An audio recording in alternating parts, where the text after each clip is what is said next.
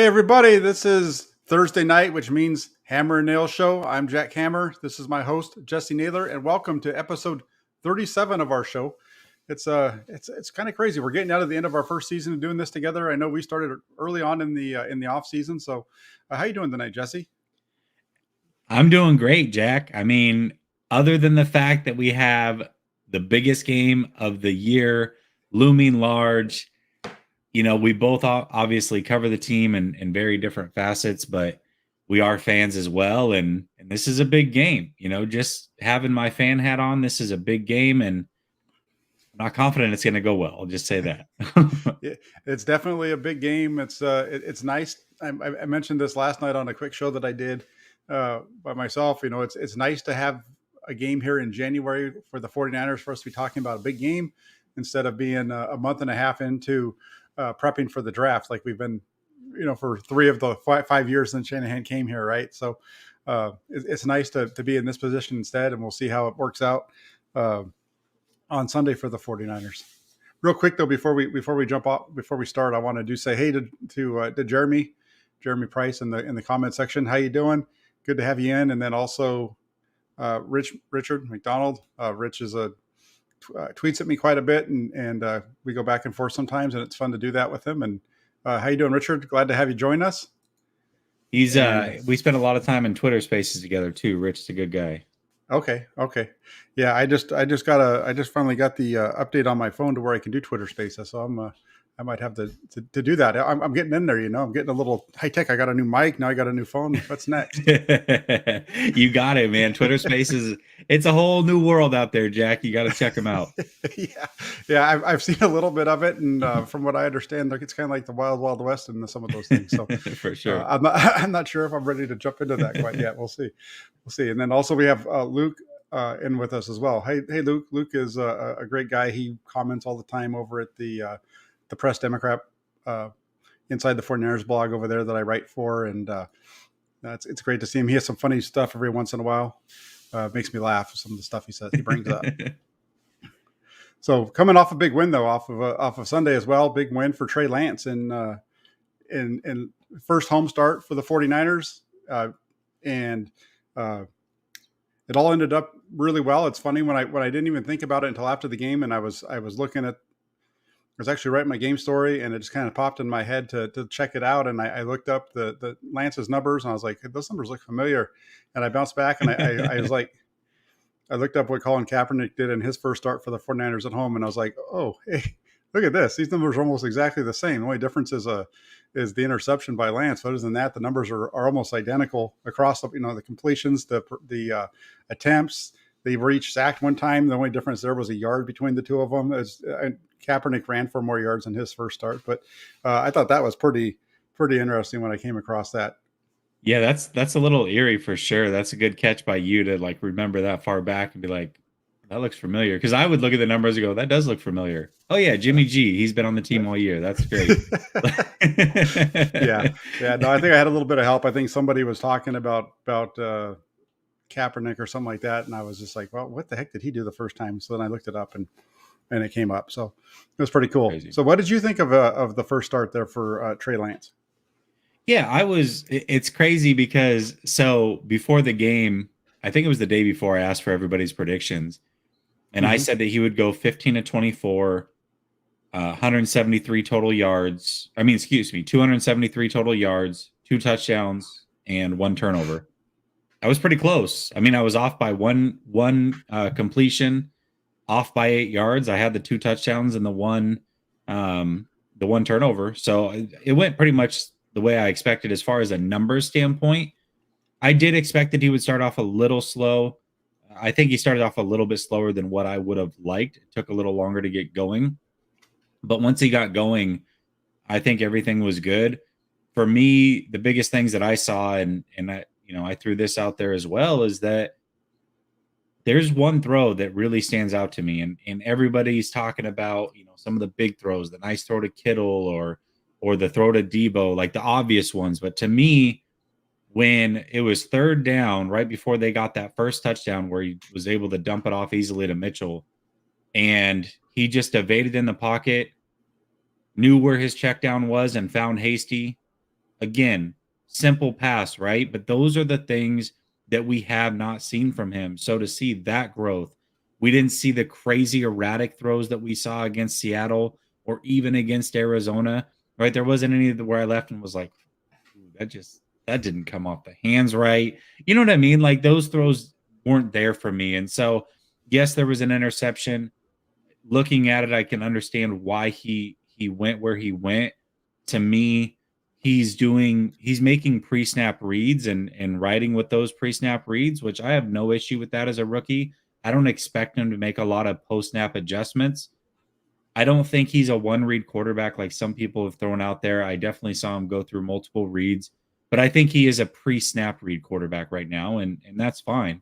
So yeah, all in all, I would say for game number 2, quarters 6 through 10 as a starter, all systems go. He looked good to me, and I would say as a 49er fan, if this was the last glimpse that we get of Trey this season, I think 49er fans feel good about what they saw, enough to keep them from jumping off the ledge, so to speak, because I feel like if he hadn't made another start or if he hadn't looked good, that people all off season, and it's a long off season, we know that, Jack, would have been everywhere with it. Oh, Lance was the wrong pick. They spent too much money on him. Now you can see the talent. You can see in a second game and compare it to some of the other quarterbacks in their second games and say, all right, maybe he was the right pick. At the very least, I'm going to give him a couple seasons to figure it out and be patient with it. So I feel all in all good about what I saw. Jack, I was telling you backstage that I have purposely not watched any of your shows with Grant. I haven't read any of your articles this week. I've tried to avoid your tweets for the most part because I genuinely want to know what you thought. And obviously, you've now seen the game. I know you've watched the film. It's impossible that you have not at this point. You do your film breakdowns. You do a hell of a job at it, by the way. But after doing those things, what are your genuine thoughts about Trey Lance? Yeah, it's funny because during the game, my thoughts didn't change a whole lot from what I felt watching the game. The plays that were frustrating during the game are still frustrating when I looked at them on film. Um, but he started off struggling. You know, I thought he wasn't good early on, and uh, it's okay because you saw him grow through the game. You saw him make some mistakes in the first quarter. You saw him make some mistakes early in the second quarter. You know, the interception and so on. But then you saw him start to settle down, and then from the 38-second to go mark of the second quarter through the rest of the game, he was money with pretty much everything that he did, other than the one throw out to Deebo Samuel on the swing at the end of the game when the game was already out of reach. It was done. So it was a really good performance. I was when I walked away from it Sunday night, I felt like it was a B minus performance. I feel like it still was when I look at just because I understand that it was his first half of his second start. He hasn't played in 12 weeks and so on and so forth. But that's okay to give him. I think a B minus is still a good grade for a rookie making their second start in the NFL. The only things that in terms of the things that I didn't like that he wasn't trusting his eyes early on. He had a couple of throws that were there that he didn't make. And I think it's important I did tweet this out. I think it's important to address and understand that there was some mistakes that early on, because if you're able to understand the mistakes that he made at the beginning of the game, it makes what he did as the game went on that much better. Because the second series, I think it was when he had the slants and he passes it up. He's got both of them open. He could hit Kittle if he wanted to, or he could have hit Deebo Samuel on the slant. Either one. The positive on that play is that he still makes the play, right? Because he uses his legs and gets out. That's a play that scares me though when you start looking going forward into Los Angeles. The first play of the game, there's open receiver, he takes off running, but saying that means that what you saw at the end of the first half is even better, because he had some mistakes there with balls, not throwing passes that he should have. And then he did throw a pass that he shouldn't have to Kittle, because Kittle's covered. I know that he said that he says that he feels like it could have been a completion, but that guy's running right. When you watch it on film, King's running stride for stride with Kittle. He's on his hip with his eyes in the backfield. The only reason that Kittle starts to get separation is because King slows down to get up and high point the ball. Without that, he's there. He's going to be there anyway. And Lance was staring down that left side of the field, and so he is across. So that if you put that ball out there a little bit further, you're going to have a big collision, I think, right there. And it's probably going to be an incompletion and still could have maybe been picked off. But, after that, he played well. Even the check down right at the beginning of the 2-minute drill, the first 2-minute drill, he had to check it down to Hughes check, which I think was a good decision with where he went with the ball. Cause again, like we talked about, he was reading one, he's not scanning across the field. So he's reading aside and then whatever. So he was reading left, checked it down. There was a guy open on the right side, but whether he was in the progression or not, where he was looking and the decision that he made was a good decision. And then he comes out after that and the slant that he throws to Deebo Samuel on first down is just nice to see him get the ball out of his hands that quick. That was one of my concerns with him, is him being able to get the ball out in those quick underneath throws like that, like we see Garoppolo be able to do. He does it there. And then that throw to Brandon Ayuk, again, and that's why I keep talking about the first play throw, the first time when he took off scrambling, is because that's the same exact play that he hits Ayuk on later in that second quarter, at the end of the second quarter. There, it's the same play, the same guy's open in the same spot of the field, and this time he sees it, he trusts his eyes, and he throws the ball well before Ayuk's even into the. He knows where he's going. He puts it on him and trusts that Ayuk's going to make the adjustment to catch the ball. Ayuk turns around, the ball hits him between the ones, and it's a big gain down the sideline. He got a little lucky on the pass right before the field, right? The ball, it takes off the guy's hands, but that's Trey Lance and his arm strength throwing the ball through the guy's hands. Really, he's got it's going to be hard for people to intercept those balls because he throws it so hard. You see the Flyers quarterback struggling with it, but the second half was just a totally different quarterback, and you could there was some confidence that was being generated by Trey Lance, and at the same time, you could see the confidence building with what he was being asked to do by Kyle Shanahan. I agree with you on the completion to Hasty, probably being one of his most impressive plays of the day, because of you could see the footwork. What I like about it is you see the footwork in the pocket, and you see his hand. He's always in a throwing motion, and he makes that throw, and you watch it, and if you on the film, he doesn't even set. It's just so quick. He's moving, and his foot hits, and the ball's coming out. It's just really, it's a really nice. Which throw is that? Because your video cut out for a second. I don't know if it did on the live feed, but for me it did. On the 1-2 Hasty, on the little throw to Hasty when he's moving, the movement in the pocket and the way he steps up, he steps to his right, and as soon as he hits his foot hits the ground, he buries his foot, and his arm comes up and he throws the ball.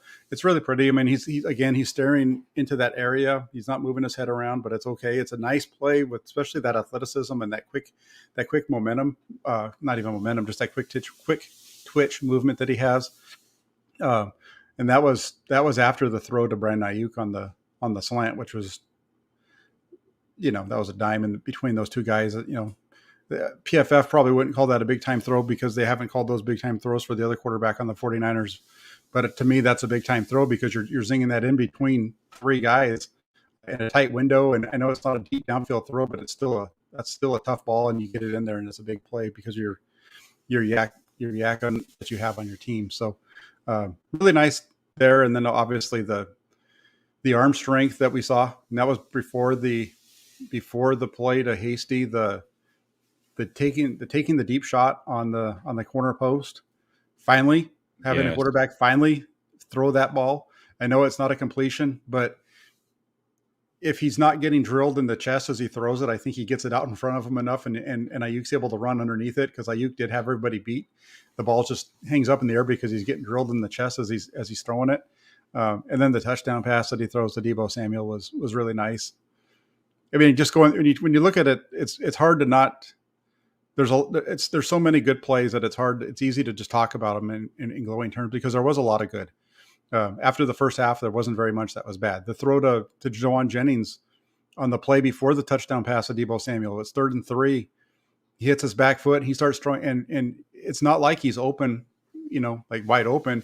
He's got that the corner sitting right on his inside hip, so he's got the leverage though for the out route, and he's throwing that ball so soon. Even though it's not a perfect placement on the ball, that ball coming out as early as it does beats the coverage, and you make the catch. That was a play that when I saw it, live in the press box, I was like, that's pretty right there.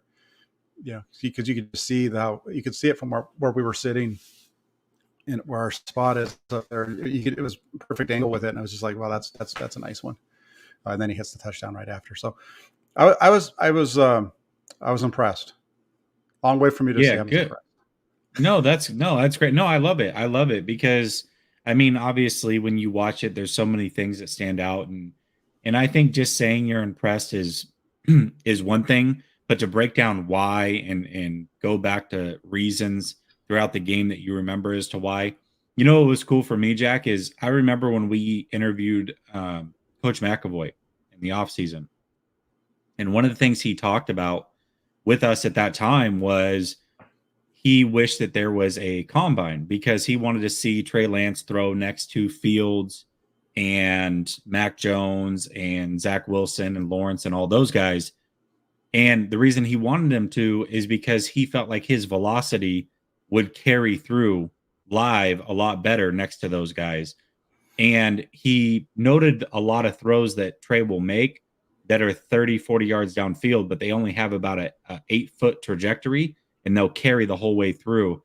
And I think the perfect visual for that was that touchdown throw to Debo, because it was only about 35 yards vertically, but it was also cross field a bit, and it never leaves the frame ever. And that right there, it immediately, I just thought of what McAvoy said. I was like, that was it. That was literally exactly what he was telling us about right there live. That was a perfect example of it. So I thought that was really cool to see that. And it just brought me back to that moment in the offseason when we had that interview.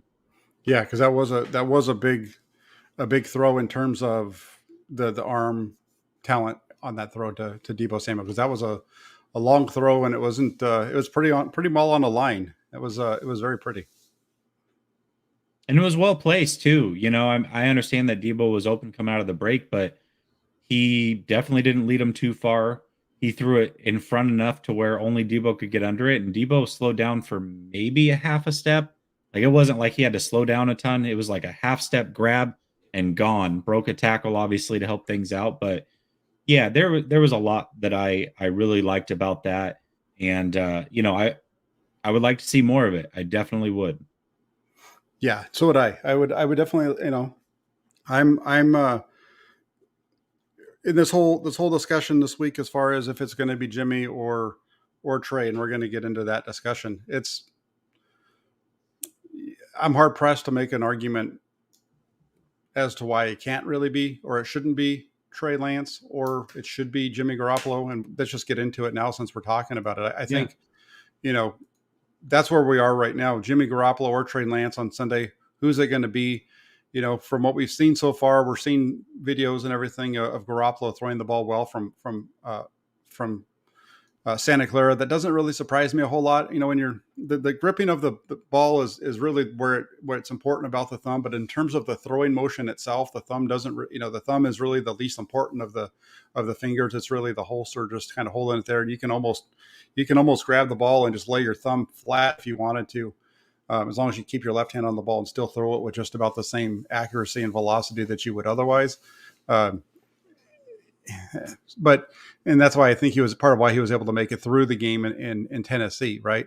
For me, I think when you look at this, is it's more of, is Jimmy Garoppolo going to be able to take a snap from underneath center? Because that's where it's going to hurt that thumb. That thumb's going to hurt a lot more when it's with a snap and with a handoff than it is with throwing the ball.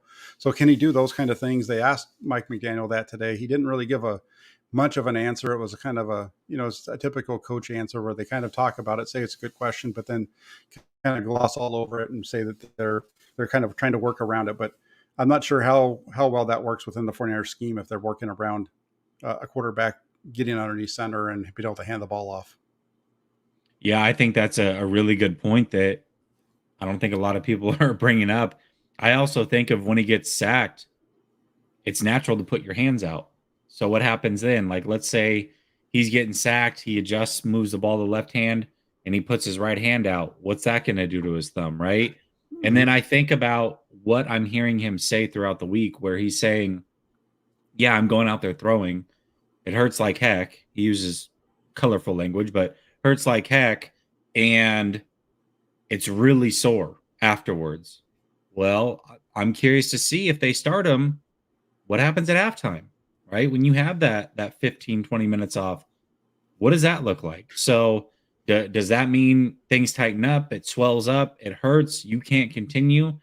I think that's worst case scenario. If you're going to play, we need you to play all the way through. Like throwing in the rookie at halftime, maybe in a tight game, that cannot happen. So those are the things that I worry about with starting Jimmy for sure. Mhm. Yeah, and I'm with you on that. That's kind of where I am. And then in terms of Lance, I think I kind of mentioned it a little bit. I'm a little nervous about Lance with some of the things that I saw on Sunday, especially early on, where he's moving around quick with pressure when he's seen flashes of the other colors around him, and he's moving around instead of sitting there and making the throw. We saw that in the first half, in particular. The second half was better, but in particular in that half, and the reason I see that as maybe a little bit of an issue is he's going to have guys around him throughout this game because Aaron Donald's not going to. If you remember the game last, if you remember last year, and I'm just going to kind of think, let's just say that it plays out the way that it played last year. Is the first game they handled Donald really well, and he wasn't even a part of the game. But when they went down to Los Angeles, Aaron Donald was all over Nick Mullins in that game. If you remember, he was pretty much ruining that game for the 49ers. He's the reason why they had a sack. The tackle on I think he's the one that hit Mostert from behind and caused a fumble that was a touchdown going the other Yeah. way. Yep. And he was just a monster in that game. And so I can see him having that kind of a performance here, and that really being a struggle for Trey Lance. And the other issue is that when you look at Los Angeles, they're very good in terms of balls down the field, and so you're really going to have to be able to work the ball down this week. I think you've really going to, the underneath stuff is where you're going to beat Los Angeles. You're going to have long, sustained drives. I don't think you're going to be able to get the shot plays over the top with them as much as you normally do. They're, I think, fourth in the league in deep balls passer rating, and they're ninth and short. So but that's still a big difference between the two. So I'm a little nervous about that with Lance. That's why I could see maybe Garoppolo getting the call instead. Yeah, definitely. And I'm just trying to put on my Shanahan hat, right? Why would I Mm-hmm. want to play Garoppolo? Definitely quick game for sure. Again, we saw it show up on film where Trey, when I did my film review, I did it on Monday, I did it on my Patreon, and I pointed it out immediately. I said, there are plays, whether it's when they were backed up against the end zone or when they had the two over routes and then Trey Lance rolling out and then Kittle short. There are plays where Shanahan's pulling him aside afterwards or in the film room and saying, "Listen, kid, like this play was designed for that. Go there. I understand the result was probably better than what it would have been if you had gone here, but you're not always going to have that time. You're not always going to be able to create that time. And the play is designed to go here. I need you to go here." So I think that I can see why he would go with Jimmy in that instance, because Jimmy, quite frankly, that is his bread and butter. And he knows where to go with the ball. Again, now what happens when he throws the ball? That's a different story. Sometimes he doesn't have the arm or whatever. We can talk about that all day long, but actually knowing where to go with the ball, he's been in the offense for 5 years. So he's going to know where to go with the ball over Trey Lance. The flip side of that is, and one thing that I've looked at is Trey Lance in his two starts, 17 to 22 passing under 10 yards, 77%. Mm-hmm. So he can make those passes. It's just about how quick he can make those decisions. So if the game plan all week is, all right, Trey, you're the starter, we're going to go short, let's work on that all week, I would feel confident with that. The problem I have is I don't know if that's necessarily happening. Like let's say Trey is the starter, okay?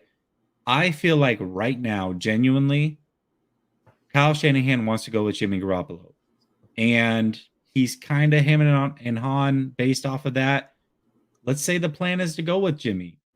is he giving Trey enough of the reps, and then Jimmy pulls up lame on Saturday or wakes up Sunday and the thumb's swollen and tight and he can't go? What happens in that scenario, right? So those are the things that I worry about, but I can see a reason why he would want to go with Jimmy. I personally, would go with Trey. Yeah, and I can understand that, and that's an interesting one. Which you just said right there. In terms of who you would go with. I was listening to Steve Young last night talk about who he would go with, and it was funny listening to him because it sounded like the conversation that you just had right there with yourself, and the way that in our conversation that we're having here, because you can make an argument for both, and he even he went back and forth and on what he would do. He kind of landed on the fact that he would just play both. that's that's kind of where he ends up. He feels like it's probably going to be Jimmy Garoppolo because that's who the 49ers have invested this entire season in. It's who the guys in the locker room believe in, and it's kind of just the way that with everything that's gone on and everything that's been invested into it in Steve Young's mind, the way that he said it, Jimmy Garoppolo has done enough to deserve the opportunity to play on Sunday if he can play. And so that's the way. And he said, and if you don't feel that way and you feel like it's Trey Lance and you have to go into the locker room and you have to tell him, hey, it's Trey's time. We're going to all get behind Trey. And then you need to live with it. He also said, well, I don't think that's what's going to happen though. And then that's when he said, I think I would probably go with both is what he says, which I found, I chuckled at that when I heard that. But, if it was up to me and I'm looking at this game, and if here's the question that everybody needs to ask, right? And it needs to be asked is, how much, at what point is an injured Jimmy Garoppolo better than a healthy Trey Lance? How is it, or is he, right? Is an injured Jimmy Garoppolo better than Trey Lance at 100%? I mean, based on the second half last week, it's hard to say, but we know that Houston's not as good as Los Angeles, right? But still, it's hard to argue against it. The performance that we saw from Lance is probably about what the numbers would have been with Garoppolo. They would have been different, but they would have probably been right in that same ballpark. You wouldn't have had the big over the top throws, but you would have had a lot of yak and stuff like that. So it's an interesting one. But I think that's the question that has to be asked, and we're going to find out on Sunday because we're not going to hear from Shanahan's not going to tell us that before. No, definitely not. Okay, so we know kind of what we would do. What does your gut tell you is going to happen? My gut tells me, just from everything that I've heard and just kind of watching the way things are going, if you're asking me to talk just with my gut tells me that it's Jimmy Garoppolo that's going to start on Sunday and not Trey Lance. We'll see what happens. And here's the deal. It doesn't matter what happens. If the 49ers lose this game, Kyle Shanahan's wrong, right? If he plays Jimmy Garoppolo and the 49ers lose, it's Kyle Shanahan's wrong.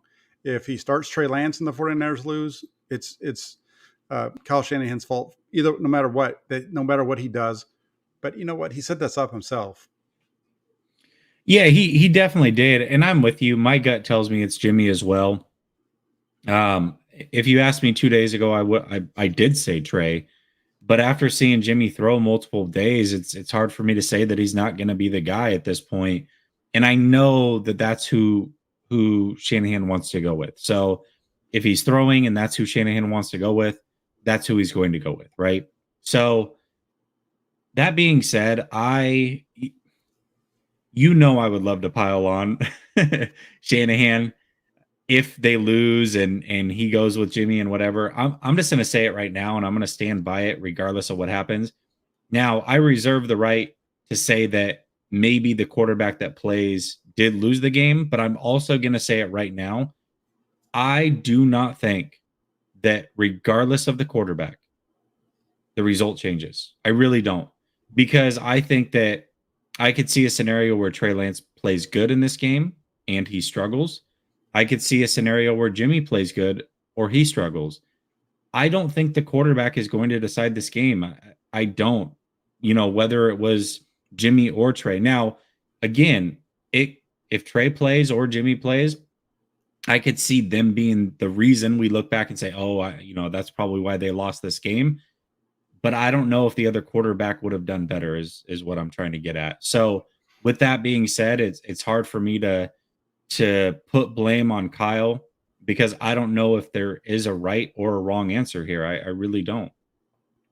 Yeah, and I'm with you on that. I think we're all focusing on the quarterback situation. I don't think it really matters. I think what matters is who's going to be playing, who's going to be in the secondary for the 49ers. That's the question. That's really the biggest question of this week.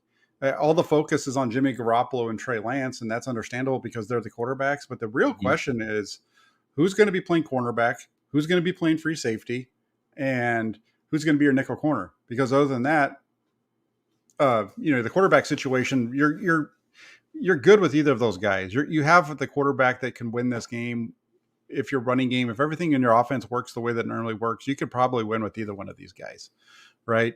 But if you don't have your secondary, those guys back from the secondary, this game's going to be tough. And we'll get into the COVID cases here in just a minute. I kind of got a little bit too far ahead on that, but I do want to bring up this one real quick because Keneal asked the question. You don't think that LA will load the box? That's what he's asking, because that's when I was talking about Jimmy Garoppolo starting and what he can bring to the table this week against LA, and the fact that LA is struggled on the against. I shouldn't even say struggled, but they're not as good on not as good on the underneath throws as they are on the stuff over the top, right? And the only thing that I'm going to say to this is I don't know if LA is going to load the box any more than they would load on Monday night when they played them the first time around. I don't know if you can load it any more than they did then, and you still saw the 49ers run the ball down their throats. You still saw Jimmy Garoppolo go 7 of 9 on third down for 123 yards and both of his touchdowns on third downs because they were mostly third and sticks and less. So from that standpoint, I don't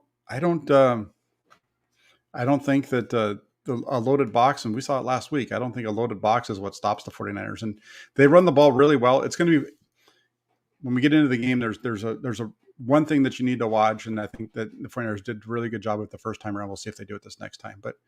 I don't know. Were there any other questions that you saw that you wanted to bring There's up? two super chats for sure. Okay. Keneal dropped one, and then Thomas just dropped one. Okay. So Keneal brought another one. He says, follow up question: does Jimmy finish the game? Yeah. Well, that's the only way that if he starts the game, the Yeah, only way he that's a good doesn't. question.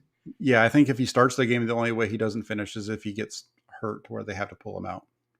Yeah, and that's exactly it. And we did talk about that a little bit earlier. Like maybe he braces himself as he's getting sacked and hurts it more or tightens up on him at halftime. I definitely worry about those things for sure. Like Jack said, he tweaks it. Just taking a snap under center or handing the ball off. Any of those things are possibilities. So it's that's rough. And also fumbling the ball. If how much do they got to numb that thing? Is it enough to where he doesn't feel it and he fumbles the ball? Because you just never know with this. It's definitely yeah, it's a conundrum for sure. Yeah. Yep. And that's for sure. And then also the other question was from Thomas. Thanks for the donation, Thomas. He says, does Trey's quarterback style play more to LA's strengths, the defense for LA? And I it's kind of what I was getting at a little bit in terms of the fact that they've been so good on the deep throws. They've given the fourth lowest quarterback rating in the NFL on those, and they've only got and their interceptions away. I kind of feel a little. I think Trey's style and Trey's weaknesses play a little bit more to LA's strengths.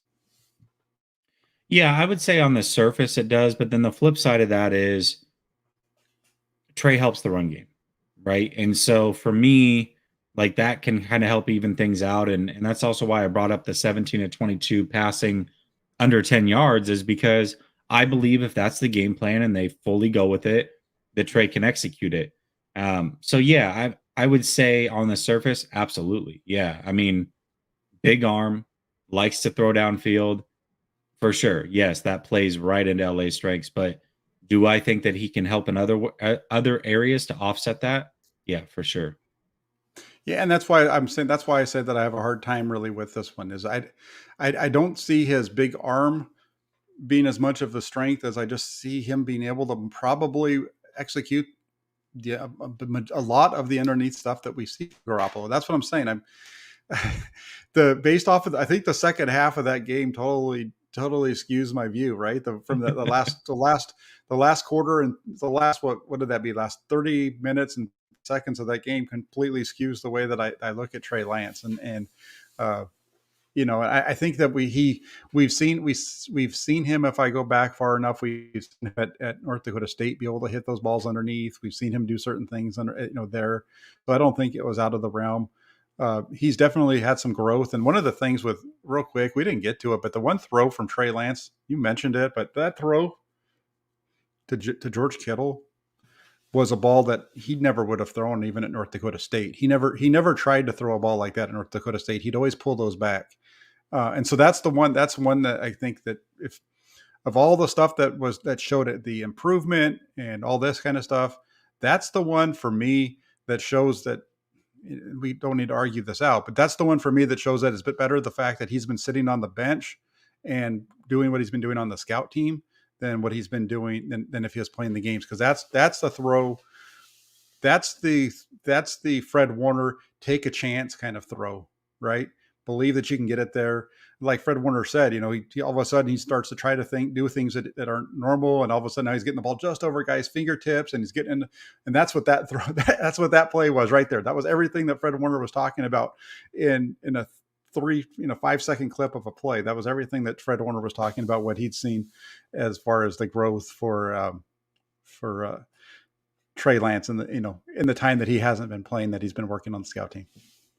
Yeah, absolutely. And I think just any time being in the NFL, whether you're sitting or playing, if he's built up to be everything that we've heard or even said, in that he's as intelligent, as a hard worker, loves football, wants to be great at this game, humble, he's going to improve no matter what in that time span. And you're right. I mean, he definitely has, and it showed. There was a lot of little improvements for sure.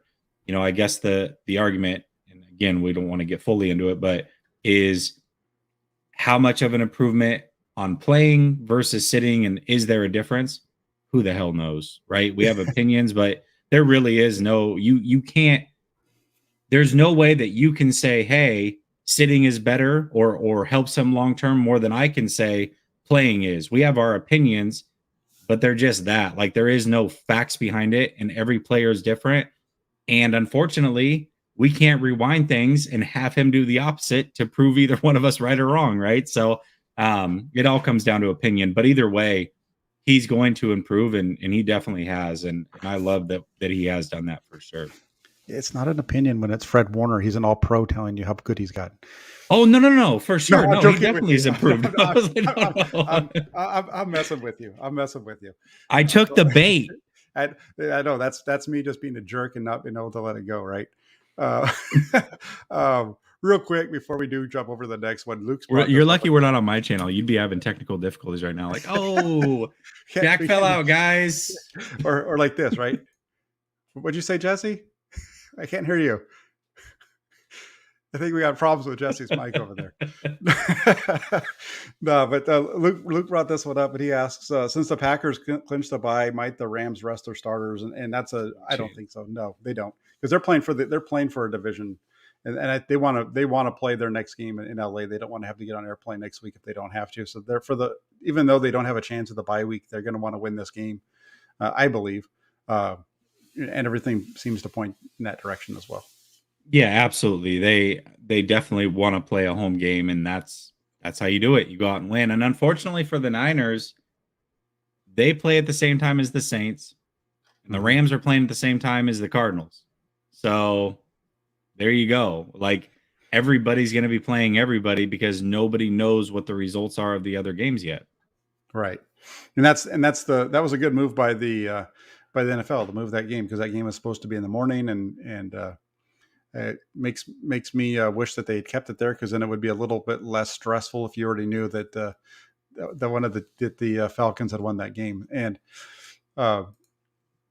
really quick, well, we're going to get to it because we do have a question on here. Let's jump over to this one. We were talking a few minutes ago about what the keys to the game are, and everybody's talking about Lance and Garoppolo and everything, but this is really right here, this is the biggest story really of the week, and it should be the biggest story. If it's not getting as much attention because of the fact that it's not quarterback related, but the COVID issue that the 49ers have running through their secondary right now really is the biggest threat to them winning, I think, on Sunday. Yeah, absolutely. And first and foremost, it sounds like things are better for Raheem's son, but thoughts and prayers are with him. For anybody that doesn't know, it sounds like his son had a short stint in the hospital with COVID, pretty bad fever. So thoughts and prayers are definitely with him, and hopefully everything works out there. Obviously, way bigger than football, what's happening with Raheem and his family, but things are turning in the right direction. But as far as the team goes with COVID, yeah, I mean, right now, let's assume all these guys are out. Who are they starting? Darquez Denard and Josh Norman. Like, is that the starting corners this week? I think. Well, here's the thing. It's funny. Is it would be Josh Norman and Emmanuel Mosley, right? Well, yeah. If Mosley comes back, but is Mosley for sure back? No, they have obvious. No, he hasn't been. He hasn't been for sure back, but he's practiced. Yeah. Both days, and I don't think he's been on the injury report as far as being limited. Yeah. But and then they do have Jaworski Tart. He's snuck by, knock on wood. No problems with him, fortunately. So I probably just jinxed us, but jinxed the 49ers there. But when you beside that, you don't have a slot corner because your backup slot corner is Dominic Lenore. You don't have K'Wan Williams. Lenore's most likely not going to be able to play. I mean, because when when he got put into it, I know there's ways out, so we'll see how it plays out. But of all the players, he has probably the least likelihood of getting out there. So it'll be interesting to see how this shakes out, because it could wreak havoc with the 49ers in this game. Yeah, I will say this, though. Say this. It seems like the teams that have been stuck in this situation, I didn't look up numbers. I don't know all the teams, but it just seems like the teams, every time we've heard of a team having problems with COVID or whatever, and leading up to a game, they go out and play, and they either win or they give it. It's a close one. It's not like those teams are getting blown out. I think it even happened to the Rams recently. Yeah, way to not have facts behind it. Jack's going with feelings. Perfect. So on a gut feeling, the 49ers should play great. Nothing to back it up, though. Hey, I as long as they score more points, they're going to win. That's expert analysis right there. That's why you tune into the Hammer Nayls Show, because you get analysis like that. If the 49ers can score more points, they can win. And that's all you need to know. Thank you very much. Have a good night, everybody. Yeah. 10-second show. Perfect. That's like when do you remember the playoff game? Side note. Playoff game. Green Bay Packers, Seattle Seahawks, early 2000s. Hasselbeck into the mic, wins the coin toss. He's like, "We're gonna take the ball. We're gonna win. We're gonna score. Yeah, we're gonna take the ball. We're gonna win." And then he throws a pick six right after. Well, hey, you want a funny story? Since you brought this up, we'll go down this road. We're not talking about COVID anymore, but this happened on Sunday. I'm sitting there in the press box, and I look at Grant, and I'm saying to him, it's the second half, and I was like, "Hey, have you heard Nick Bosa's name today?" And he's like, "No, I haven't." I was like, "All right, we need to fix that." So I'm gonna tweet out right now. I'm gonna send out a tweet. I'm gonna say, "Is Nick Bosa on the field?" And I can guarantee you, as soon as that tweet goes out, within like 5 minutes, he's gonna make a sack, and everybody's gonna tell me I'm an idiot. And I send that tweet, and not even 2 minutes later, you get the long pass down the right sideline, and Ambry Thomas gets beat for a 50-yard gain. But wait, there's a flag. It's a holding on the Texans because the guy was holding Nick Bosa. And we looked at each other. We were both dead. And then the tweets are just like, "Oh, yeah, it was You're an idiot. Bosa's so good. What are you talking about, dummy?" He's being double teamed and everything else, right? Yeah. And I was hilarious because that's why later on that night I sent it out and I said, "You guys should thank me for the fact that Bosa got held on that, because it was because of my tweet." But that was one of those moments where it's like, you say something out, and then as soon as you send it out, it doesn't matter what happens in these live games, it comes back to bite you in the rear end. So that's usually why I kind of try to stay a little quiet on there. I struggled on Sunday more than I normally do. Yeah, I'm really bad at that. I always have a couple where people are like 3 hours later, like, "Oh yeah, I can't believe you said that." I'm like, "Well, timing of the game, like, definitely, I'm showing my emotion." But I tried to stay pretty even keel on Sunday. Just tweeted out like encouraging things, like, "Hey, Lance missed that one. Hopefully, he can get it later." And then, of course, Yeah. once he hit Debo, it was like, "All right, now I'm going full bore." Yeah, you're a Lance homer, and so you gotta be clear. For sure. You're it's all different than yeah, I think we both switched roles a little bit on Sunday, but another one that was funny like that, since we're talking about funny tweets, on the live kind of thing, was I had one where you had um, it was the play, it was a third down play, and he throws over the middle of the Juwan Jennings. It ends up punting, and I tweet out how he had Brandon Ayuk wide open at the sticks for a first down. And everybody's like, "Oh, what are you talking about? He was getting sacked." And I'm like, "That's not even the play that I'm talking about. You guys are yelling at me about second down. I'm talking about third down. You're not even yelling at me about the right play." And finally, I just got tired of responding to everybody and just let them yell at me. But they were, and you can see it. You've seen it Yeah. the film, and you can see it on the TV copy for crying out loud. And guess He's got what? him. Later on, he actually hit Ayuk on the same play. No, it's not the same one because that was a curl. That was a different one. But they ran that play again later on in the game and in the later on in the first half, and he threw it. That's the one he threw to Huschek, I think. But whatever, it was just funny because everybody's yelling and screaming. It's not even the right play. I've got Waruna, our good friend Waruna, who I don't see in our comment section tonight, but he's got a picture of Kyle Huschek running down the sideline because he's wide open with a big arrow pointing to it. But that's not even the right play. That wasn't even thinking of Kyle Huschek on that one. Yeah, I know exactly what play you're talking about. It was where he hit Jennings over the middle, right? Yeah, he hit Jennings over the middle on third down, so they ended up having to punt. It was 3rd and 19, and he had a 20-yard curl that was open and just didn't see it because he was looking to his left. Yep, absolutely. Yeah, I know the play. That's funny. Yeah, not a problem there. Yeah, I like this one right here. Bring back Mike Rump. There you go. If you're an old 49er fan, John 316 here, he knows Mike Rump, number 24. Former first round, wasn't he a first round draft pick of the 49ers? He was like one of the last ones, I believe. Yeah.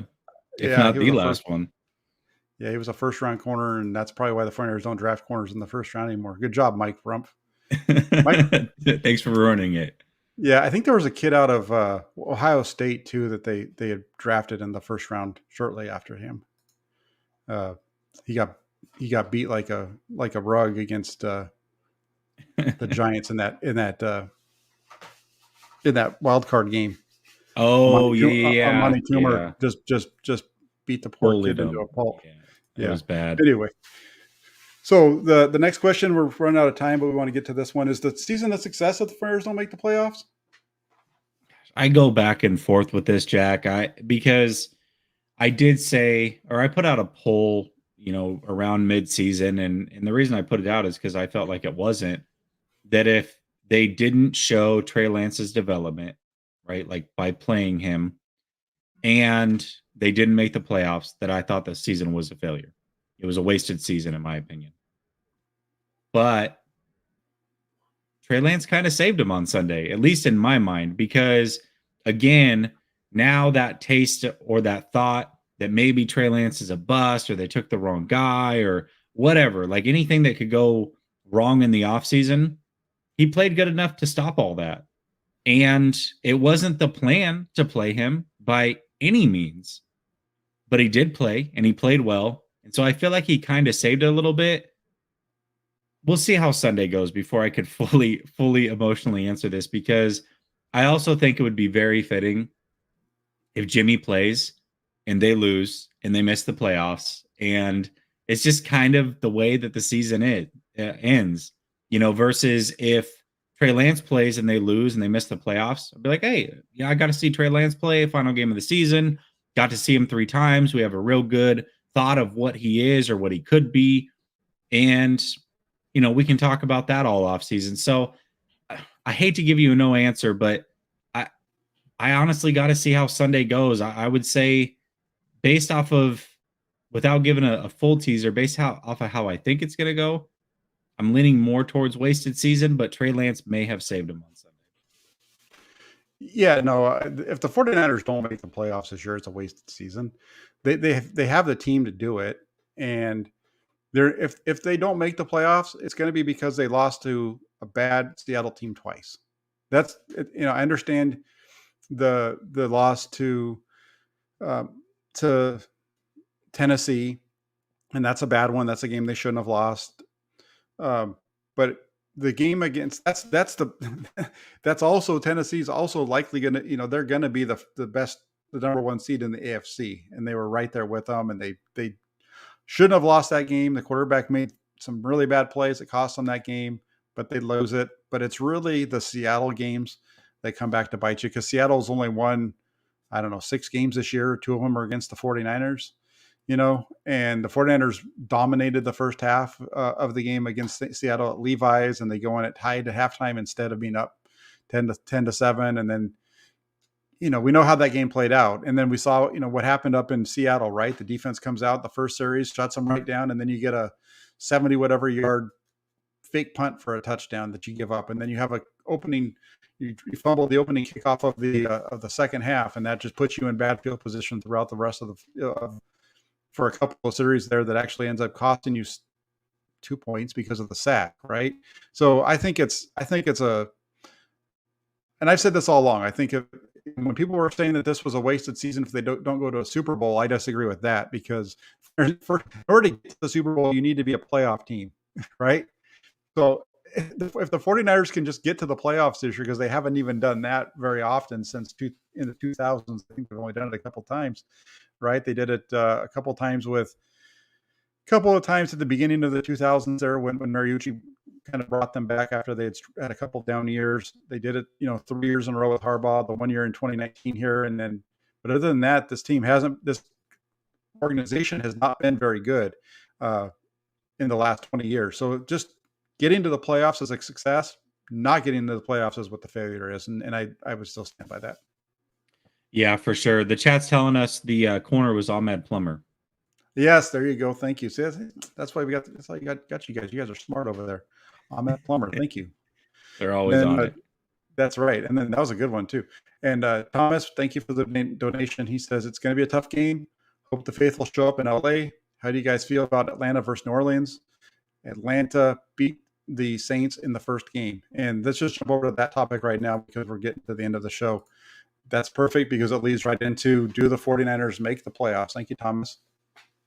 Yeah, absolutely. Why don't you go first on this one? I'm curious to see your thoughts. Yeah, this is a tough one, because I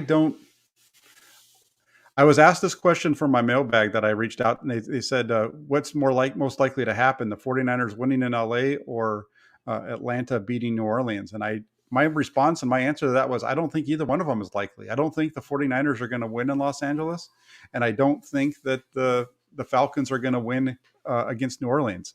The Falcons haven't swept a season series with New Orleans since 2016. Who was the offensive coordinator of that team in Atlanta? Oh yeah, that's right. And since then, doesn't ring a bell, right? And they haven't done it since Shanahan was the offensive coordinator in 2016. I don't think we're going to see it this year. Although you can definitely make the case for both of them, for everything going perfectly for the 49ers, right? Because the 49ers have a history of success against LA. And so they're going to keep that rolling. They're going to do it again because they own them, just like the Saints own Tampa Bay, blah, blah, blah, blah, blah. And then you can say that Atlanta's going to beat New Orleans, because did you just watch how good Atlanta played last week up against Buffalo? They had a lead in the second half. And there's all kinds of reasons that you can say that how you can spin this to how you want. But I just don't think the 49ers are going to win on Sunday. And I don't think that Atlanta's going to be able to win in New Orleans. And I think, unfortunately, the 49ers are going to be at home. Yeah, I hate to agree with you, but I said it after the Tennessee game. I've got it. I could show it to you. I said that the worst case scenario was going to happen, because here's the way it played out at that time. If the Saints had beaten the Dolphins and lost one of their other final 2 games, and the 49ers and them had a tie, or a 3-way tie with the Eagles at that time, the 49ers actually would have gotten in, just the way that it plays out, division games, what have you. But I said that the Saints would lose to the Dolphins. They would win against the Panthers and beat the Falcons. I said the Eagles would beat, I believe it was Washington last week, and then lose to the Cowboys this weekend. And then I said the 49ers would beat the Texans and lose to the Rams. We'd have a three-way tie, and the Niners are out. Well, now it doesn't matter if it's a three-way tie. If it's just the Saints. That's what it comes down to. Yeah. And I don't think they're going to get in. I really don't. I've got to stick with what my gut told me after that Titans loss. It's played out so far, so I'm not going to sway now.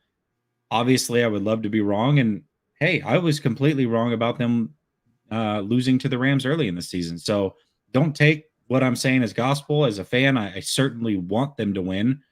I just got to tell you what my thoughts are. And my thoughts are I don't think that they win, and I don't think the Falcons do either. So I guess the other scenario is, and how crazy would it be if the 49ers tie or the Saints tie, the 49ers can also get in. So maybe that happens. I don't know, but I'm going to go no. I don't think they make it in, unfortunately.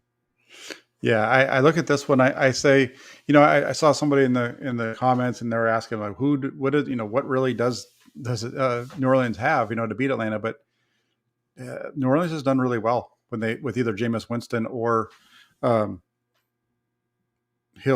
Hill. When those two are starting, I think they've only lost twice this season, and there's just something about them. They win ugly for the most part, and they're able to do that. And they're playing against the Falcons team who isn't all that great. We saw them move the ball up and down the field though on the 49ers. So, I mean, you can make the argument if you want to. I just don't see them sweeping them. That's where it ends with me. I just don't see them being able to do it two times this season in terms of the Falcons. And yeah, I agree with Jason that New Orleans probably does suck, but I mean, the fact that the 49ers are right there with them, what does that say about the 49ers as well, right? I mean, the folks in New Orleans are probably saying the same thing about the 49ers when you consider Jimmy Garoppolo's might play with a thumb that everybody says is, fallen off. And they have a rookie quarterback, and, half their secondary is on COVID and all this kind of stuff. I mean, if we're saying that New Orleans sucks because they do, but the 49ers aren't a whole lot better. That's why they're in the same situation. That's why they're playing against each other. We're not playing against each other, but why it's down to them for that spot. And so it's going to be I just think that 49ers are going to lose this game 26-20. And I don't know. I feel like you're going to see Atlanta lose. I just don't know what the score is going to be over there. Yeah, I'm going 24-21 Rams. Yeah, so I think it's going to be a good game. It's going to come down to who can make the plays. If the 49ers can do what they did in the first matchup and have the positive and the turnover side of it, then possibly they win this game. But if they don't, I don't see how they win it without winning the turnover battle. I think that's really the difference in this game. Plus, the 49ers offense, the 49ers defense, they're all pretty similar. They match up really close with when you look at the total yards for both teams. I think they're pretty much the same when it comes to their offense. When you look at the total yards for the defense, they're pretty much the same. The difference in this game, when you look at the two, is the 49ers special teams is much worse than the Rams. And the one thing I'm going to say about the 49ers offense, and the thing to watch, is if they can get this run game going, it's going to be because they're going to be attacking these defensive ends. That's what they did on that Monday night game, and they attacked. It's Floyd and Miller, and they just sent guys after them, and they attacked that edge of the Rams defense, and they just pounded it into submission. And that's the matchup to watch for the 49ers offense when it comes to the running game. Is, are they able to attack those ends and drive those guys off the ball and blow them out like they did the first time? If they can do it again, they might have a chance to win this game. If they can't, it's going to be a long day for the 49ers. Yeah, absolutely. And that's the one thing I don't respect about the Rams is the running game, the defensive ends in the running game, and their linebackers. I think that's a matchup nightmare. Kittle, Juszczyk, and it kind of goes back to maybe that's why Garoppolo should play, is because he will hit those guys more often, plays over the middle of the field and what have you. So we'll see. We'll see how it plays out. Just hope for health. And whatever happens. But, I think it's fair to say that the season wasn't won or lost in week 18. It was possibly lost much earlier. 2 losses to Seattle, both losses to Arizona, having the Titans game in the bag. So, Yep. Just let the chips fall where they may, and let's hope for the best. Yeah, I'm with you on that. I think it's going to be. I'm with you in terms of where the season was lost, but now you've got this game. It's a win and you're in. 49ers haven't been in this position for a while. Well, I can't really. They weren't even in this position in 2019, right? Because they were in. They were just playing for the seeding at that point. But it sure felt like that was a game where if the 49ers beat Seattle in week 17 of 2019, that they were going to go to the Super Bowl because they're going to be playing all their games at home. But this is a true win, and I think it's going to be a lose and go home situation. So it'll be fun on Sunday. Make sure you have your favorite beverages around you, and that you have your pillows with you and a blanket and everything else, so that you can comfort yourself if the 49ers lose, and if they win, you can still comfort yourself and be all happy because they all nice and warm in your blanket. So Absolutely, there's my suggestion. That's my pro tip for you for Sunday. Get a Snuggie. I don't know about that. You gotta take things too far, Jesse. Come on. Man. Sorry. Who wants to be a dang grown adult wearing a onesie? Come on now. I'm gonna do a post game wearing a Snuggie if they lose. Keep your personal stuff off of the videos, man. Come on now. We know you have one. You have a 49ers Snuggie probably too, don't you? Yeah, I did, definitely. But, hey, I'm happy. I got two 49er blankets for Christmas. So maybe that's why I'm thinking about getting wrapped up in a blanket, because those things are nice and warm. It's been cold out here in California for the last couple of weeks. So, but yeah, that's, like I said, I have the 49ers 26-20. Jesse has it 24-21. Yep. Yep. Both of us have the 49ers losing to the Rams. So we'll see what happens. Hopefully we're both wrong and you guys can all call us idiots next week. Yeah. I would much rather be called an idiot because the 49ers won than the other way around. So yeah, I win no matter what. That's called 4D chess. You're like Kyle Shanahan when it comes to picking a quarterback, right? You're playing 4D chess while the rest of the league is playing tiddlywinks or something like that. Yeah. That's what I kept hearing. I don't know. That's it. Yep. Oh, look at this. Richard here. She says, Jesse, if the Niners win, will you do the hammer dance? No, hell no. He's been trying to get me to do this for a while. It's not going to happen. It's just not going to happen. Maybe actually, Jesse can't dance. He can't dance like me. That's very true. I'm not even going to act like I can. Jeremy Price says he owes me a bottle of wine. I forget what our bet was. But maybe if I drink that bottle of wine, then you might see the hammer dance. Who knows? You get some good, all kinds of crazy dancing out of Jesse if you drink it. Yeah. But I'll tell you what, if the 49ers win on Sunday night, Sunday night after the game, I will break out the hammer dance one more time for you guys, because hey, going to the playoffs deserves a hammer dance. I know, hey, it might not be professional to be doing a dance as a writer, but I will definitely do a hammer dance if the 49ers win on Sunday and get to the playoffs. I think we need to do it proper though. We need to get you hammer pants. That's a golden thing. There, he said that. There we go, golden thing. We're on the same page. Yeah, I need to get some of those. I need to find out where I can get some. What are those things called? Zoomies? Isn't that what they were called? Something like that. Yeah, something like that. Jason says I need to take the Niner gear off. It's crazy because I don't. A lot of times I'll wear like the last second sports hat or Jesus hat or whatever, and people are like, "Oh, you need to wear Niner gear." And now that I'm wearing Niner gear, they want me to take it off. What do you want me to do, guys? I'm not sure. I'm confused. Yeah. This guy tells me not to throw my back. I didn't. You guys must think I'm old or something. I'm a yeah, I'm a well.